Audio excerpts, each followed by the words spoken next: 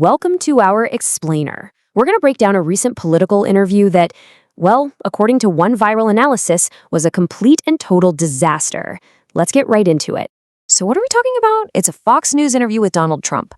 But the interesting part is the source material we're using to understand it. A viral video that claims this friendly sit-down actually went way off the rails and, revealed a lot more than anyone probably intended. All right, here's the plan. We're going to walk through our sources analysis step by step. We'll start with what was said about gas prices, then get into some really intense threats against Iran, followed by some big contradictions on the economy, and then we'll wrap it all up with the commentator's final big picture take. Okay, first things first, let's set the scene here. How did a conversation on what's supposed to be a friendly network get so heated? So our source, the video we're analyzing, makes this argument that the interview really backfired. It was supposed to be on friendly turf, right? But instead, it ended up shining a big ol' spotlight on some major contradictions and, well, what the commentator calls pretty alarming statements. Now, the first big moment the source video really hones in on is about gas prices. I mean, it's something that hits all of us in the wallet, right? And Trump was asked a really straightforward question. What's going to happen with prices at the pump? So when he was asked point blank if prices would drop before the midterms, his answer was, well, that they could be the same or maybe a little bit higher. The source video really makes a point to zero in on the interviewer's facial expression right when he says that. It's telling. And this is where the source video does something pretty effective.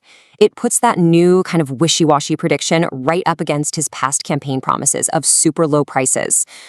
With the national average being what it is, near an all-time high, the video argues that there's a huge disconnect there. All right, moving on. The interview then takes a sharp turn into foreign policy. And believe me, the rhetoric really ramps up when Iran comes into the picture. Our source then shows this clip where Trump gets surprisingly specific about what military action against Iran could look like. He's talking about taking out their power plants, their bridges, saying it would send them back to the Stone Ages. It's pretty graphic. And as you can imagine, the commentator in the video we're looking at had a very strong reaction to this.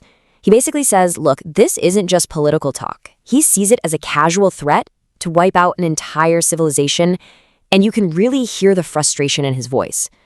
Okay, so right after making those intense comments about Iran, the source video points out what it calls a massive contradiction, and it happened in the same interview, this time on the topic of the economy.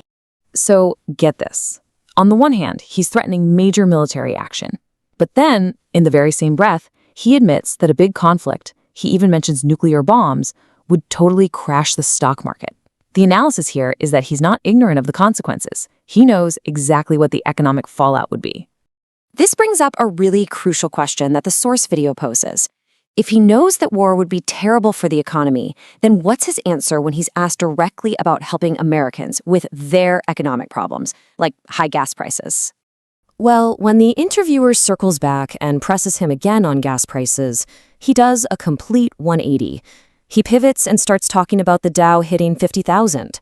Our source video flags this as, a classic deflection. So the way the commentator sees it, this isn't some kind of slip-up.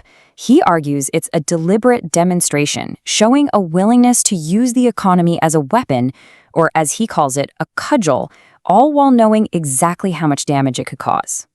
And all of this, all these different pieces, brings us to the source video's grand finale. It's their final analysis, their ultimate argument about what this whole interview was really all about. So here's the big picture argument from the source video. The commentator says this interview was actually really valuable, but for one specific reason. It was completely unfiltered. It allowed everyone, even his supporters watching on Fox, to hear all of this directly from the source, with no filter, no media spin. And that leads to the commentator's final overarching theory, that the whole America First platform was, in his words, just window dressing. The real motivation, he argues, is all about bolstering his own ego, building his legacy, and helping himself. The video then wraps up with the host mentioning he's written a new book. He says it digs deeper into these very themes, how political power is wielded, and, from his perspective, how it's often abused. So I think the big takeaway from our source is that the interview itself became the story. And that leaves us with a pretty important question to think about. What does it really reveal about our politics today, when the interview itself, the performance, becomes the main event.